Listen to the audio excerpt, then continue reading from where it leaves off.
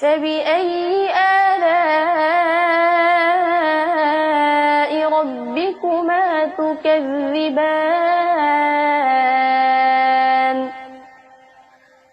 يا معشر الجن والإنس إن استطعتم أن تنفذوا من أقطار السماوات والأرض إن استطعتم أن تنفذوا من أقطار السماوات والأرض فانفذوا لا تنفذون إلا بسلطان فبأي آلاء ربكما تكذبان